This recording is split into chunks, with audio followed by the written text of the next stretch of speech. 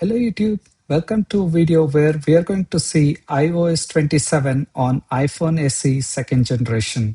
The phone which was launched way back in April 2020 and it's now officially 7 years of support from Apple and which is really good. But can this handle? So this has the same A13 Bionic chip which was in the iPhone 11. So even that gets the update, but this just has 3 GB of RAM. So which is pretty low when you compare all the latest iPhones. So obviously you don't get the Apple Intelligence or the new Siri or the most of the part which was announced today with the iOS 27. So what are the updates we are going to see and can it handle the iOS 27? And we are also going to see if the enhancement which they mentioned in the video, there is some 30% uh, increase in the performance and the camera opening time and all those things we are going to see in this video.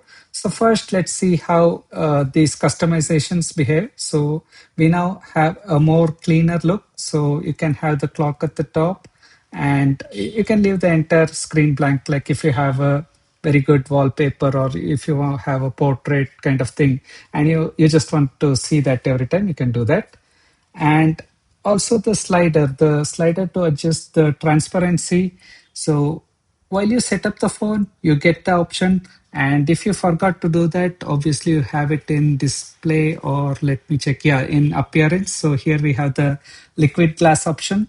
So by default, it will be in the middle. And if you want a frosted look or a glassy look, you can go for that. I obviously prefer more glassy look. So it obviously looks good. And so the updates are more or less it's limited when you compare to this. So do we have a slider for ring volume? So I guess it's not right here. Maybe in the next betas we'll be getting the thing. So overall, what we got with the iPhone SE2 is, I mean, like the RAM architecture has been overhauled. So it just has 3 GB of RAM. And believe me, it's able to handle things which we do regular day-to-day tasks. So Apple says it's that up to 30% faster app openings. So which you can see, like I can unlock the phone pretty easily. And so there is also a few more improvements, like there is faster app launches. So mainly with the Apple's application, the app launches are pretty quick. So as you can see here, like I can open the app immediately, the home app settings, calculator, maybe, okay, it's the TV app. So all these apps, it just opens pretty good for the device which has 3 GB of RAM. And so let me check some other, yeah, the Find My, and it's open now. So there is no glitch or something happening. And believe me, this is the first beta 1, developer beta 1. So we have a long way to go. So we will be getting it in the September where we have the public release. So there will be multiple betas and the small issues like when you customize the home screen, it's a bit slow and there is a bit of lag when you open certain third-party applications. So obviously all the third-party applications needs to be optimized for iOS 27. So that would take a lot of time. So all the native applications is it's pretty good, and given the age of the phone and the weaker specs, so as you can see here, the game it takes quite a while to load. So yeah, like people who would be buying this phone would be playing. Obviously, won't be playing any game, but yeah, like if you want to play, it will be games like this. So obviously, there won't be any AAA titles over here and even the application. So most of the people who would be using this phone would be your grandparents or someone like who would be using it for just for some call, text, or even Facebook or something like that. So for that, it's pretty much good. But yeah, like we'll obviously talk about this more in the conclusion part.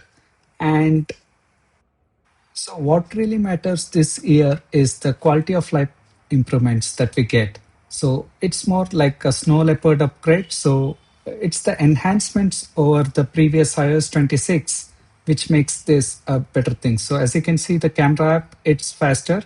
So, this is the first time I'm launching. So, maybe it's a bit slow, and the preview we got it here. So, let me try to take another photo and let's see. Yeah, like now it immediately appears here. So the camera app speed has been increased. Even the airdrop has got a speed boost. Like Apple says, it's like 80% faster. So which is good. And it has unified app toolbars, like they re-architected the whole menu bar design. They stripped away the heavy borders inside the native app headers, like maximizing the usable screen space on the smaller displays. So obviously this 4.7-inch LCD panel, like if you have difficulty reading, you also have the glass intensity slider, which you can move it to the frosted glass look. So all these things are quality of life improvements that we are getting. And obviously, this might be the last update for this phone, and it's a good one. So now let's compare with iOS 26.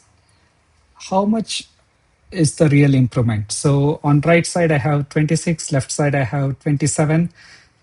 So opening settings app, it's little bit faster on 27. Google Maps, obviously it's not optimized, and hence on 26 it's faster. Home app, it's faster again on the 27. Let's try some other applications. Maybe let's see if we have Safari or something like that. So obviously the Apple applications would be faster. As you can see, the Find My app, it's the first time I'm opening, and still it's a bit faster on the iOS 27. So they re-architected all these app opening things, but it's not yet optimized for the third-party applications. As you saw, the Instagram, it was faster on the older iOS 26. So obviously you don't get the dictation and those kind of things with this old device. Let's see Safari. I guess it's more or less the same speed. So yeah, like this is the first developer beta, and obviously I'm not faced any hiccups until now. So it's pretty good. It's only sometimes like when I have multiple apps open and like I try to customize something, I would run into some of the glitches, but more or less it's pretty good. So let's also compare the camera, which I mentioned earlier. So if I click, the camera is much faster on the iOS 27 one, and also the previews, it's faster on the iOS 27 one. So which is really good. Like if you are still using this phone as a camera, so it's a great upgrade. So finally coming to the conclusion part. If you have iPhone SE second generation, you should definitely upgrade to iOS 27 once it comes out in September. So there is no reason to hold back. The optimizations, it speaks for itself, so you should definitely upgrade to iOS 27. And coming to the physical device, so if your device has a better battery life and it serves your purpose, you can carry along for one more year without any hassle. But if you are feeling the pinch of battery life and if you require 5G, obviously this only supports 4G. And if you want to use it with multiple applications without any lag, and if you need a better camera, and this has lightning port and a home button. So you need a full screen device with the USB type C port. I would definitely suggest you to upgrade to iPhone 17e, which should be a better device for people who was using the iPhone SE second generation, the iPhone 17e, which is available.